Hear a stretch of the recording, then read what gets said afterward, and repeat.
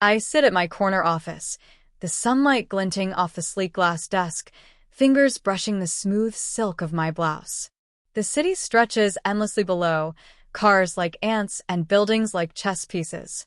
It's funny, really, how high I've climbed, yet the memories of old insults linger like stubborn perfume. A soft buzz from my phone pulls me back. An email. From him. My old boss. My chest tightens, a familiar pang of irritation and disbelief. He dared to email me after all these years? I glance at the message, my lips curling into a small, almost ironic smile. He's asking to meet, as if he still holds any sway over my life. As I read his words, I remember the sting of his laughter, the way he mocked my first salary request. "That's what you think you're worth," he had sneered, smirking like my ambitions were a joke. Now, sitting in my office that smells faintly of leather and polished wood, I feel a thrill instead of fear. There's pride under the surface of every thought, pride that's quietly grown over the years. I sip my coffee, noticing the lingering aroma of vanilla and espresso, and for the first time, I imagine looking him in the eye and showing him the woman he underestimated. I can still feel that hallway, the cold linoleum under my feet, the fluorescent lights humming above, and that unmistakable smirk plastered across Mr. Whitman's face. I was 23, eager, ambitious, and utterly naive. I had just finished my first major project presentation, hands shaking slightly as I pressed the send button on my salary request email. He read it. Laughed. Out loud. "You think you deserve this much?" he sneered, his tone dripping with condescension. My throat tightened, a lump rising as my fingers fidgeted with the strap of my bag. My voice faltered, but I tried to explain. I've been working extra hours. "Extra hours don't pay for overconfidence, Samantha," he interrupted, cutting me off before I could finish. I felt invisible, belittled in front of the few colleagues who lingered in the office. That night, I sat alone in my tiny apartment, staring at the ceiling, hands wrapped around a mug of lukewarm tea. Then I remembered something my grandmother once told me. Your worth isn't defined by their laughter. Know it yourself, and the world will follow. I clutched the little silver locket she had given me years ago. It felt like holding courage in my palm. By morning, I made a decision. I wasn't going to wait for permission or validation.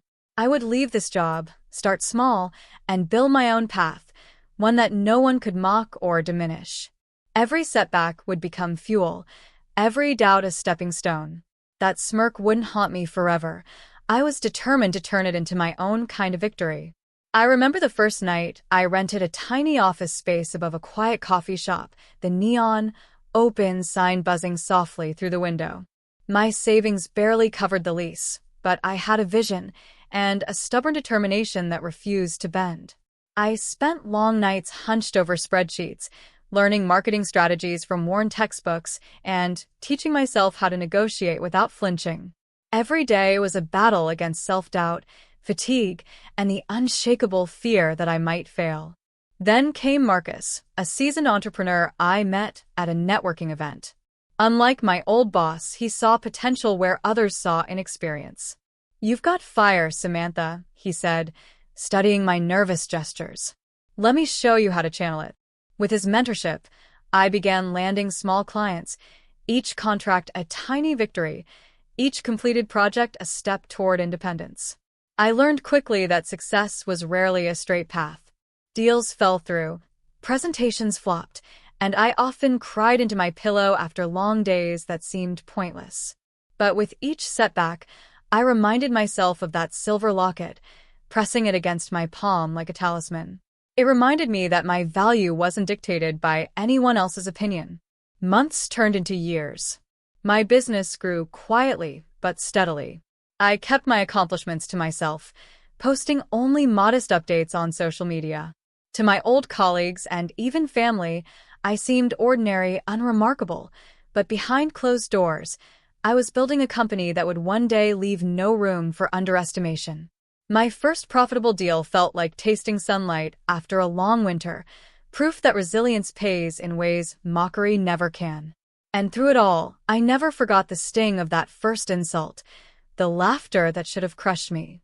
Instead, it became a compass, guiding me toward a version of myself I would someday let the world witness. The day finally arrived. I had agreed to meet Mr. Whitman, though part of me wanted to cancel. My office was quiet, sunlight bouncing off the polished mahogany desk, the faint scent of fresh orchids filling the room. Every detail was intentional. My awards displayed on the walls, the sleek leather chair behind me, the subtle gold nameplate gleaming in the corner. Samantha Blake, CEO. He walked in, casual smirk ready, as if nothing had changed. But the instant he crossed the threshold, I could see it, the flicker of doubt, the hesitation. His eyes swept over the office, lingering on the awards, the bustling assistants, the company logo embossed on every corner. He was speechless. "Mr. Whitman," I said smoothly, rising to greet him. My voice was calm, composed, but it carried the weight of years spent proving myself. "It's been a long time." He nodded stiffly, trying to mask his surprise. "Samantha, I didn't expect." "You didn't expect me to succeed?" I interrupted gently, a hint of irony in my tone. "Funny. I remember you laughing at my salary request.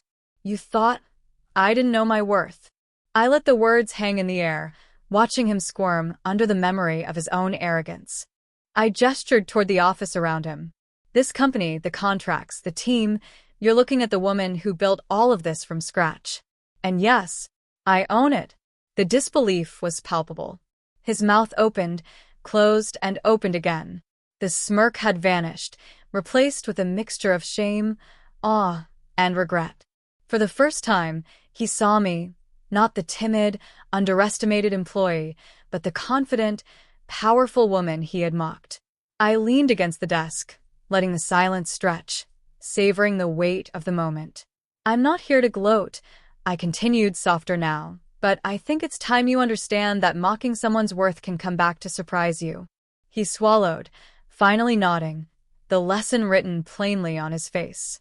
For the first time, I felt a thrill that had nothing to do with revenge and everything to do with proving my own value.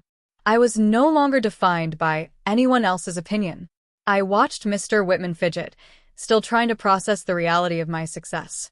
He had assumed I'd remain small, pliable, someone he could dismiss with a smirk. Now the dynamic had shifted entirely.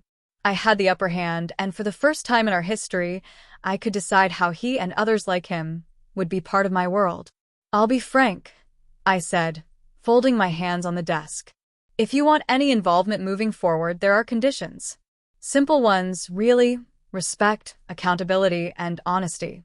No more arrogance, no more belittling anyone. If you can't do that, then this door is closed." He swallowed hard, but I could tell he understood. I continued, "I'll consider mentorship for those willing to learn, but it will be on my terms. You will do the work, prove your value, and respect the boundaries I've set. Anything less is a waste of both our time." It wasn't cruelty. It was justice, tempered with compassion. I wasn't interested in punishment for its own sake. I wanted growth, for him and for anyone else who had doubted me. Years of small victories had taught me that power without purpose is empty. The real triumph comes when your success inspires change, both in yourself and others. I leaned back in my chair, letting the moment sink in. The locket from my grandmother rested on the desk, catching the light, a reminder of the quiet courage that had carried me here. "This isn't about revenge," I said softly. "It's about showing that respect is earned, and that your past judgments don't define someone else's future." Mr. Whitman nodded slowly, the weight of the lesson settling in. For the first time, he saw me as I always was, a woman capable, confident, unshakable, and unwilling to let anyone diminish her again. Weeks later, things had shifted. Mr. Whitman began showing genuine effort, attending workshops I recommended, taking responsibility for past mistakes, and learning to listen instead of lecture. Others who had doubted me started to change as well, motivated not by fear but by the example I had set. Watching their growth was quietly satisfying, more so than any victory I could have imagined. I sat in my office one evening, the golden light of sunset spilling over my desk, the silver locket from my grandmother resting against my coffee mug. I traced its smooth edges and smiled. It had guided me through moments of doubt, reminding me to value myself even when no one else would. It had been the spark that led me to build my own path, to claim my worth, and ultimately, to own more than just a company. I owned my story. I thought about the years of struggle, the nights filled with uncertainty, the fear that my dreams might never materialize. But every challenge, every late night, every small triumph had led me here. I had become the woman I needed to be, the one who could turn mockery into motivation, who could transform insult into empowerment. The office was quiet now, the city outside humming softly, a reminder that life moves forward. And I moved forward too, stronger, wiser, and at peace. I picked up the locket once more and whispered to myself, I finally got to define my worth, and nothing will ever take that from me. With that, I leaned back, letting the warmth of accomplishment wash over me. Independent, respected, powerful, free.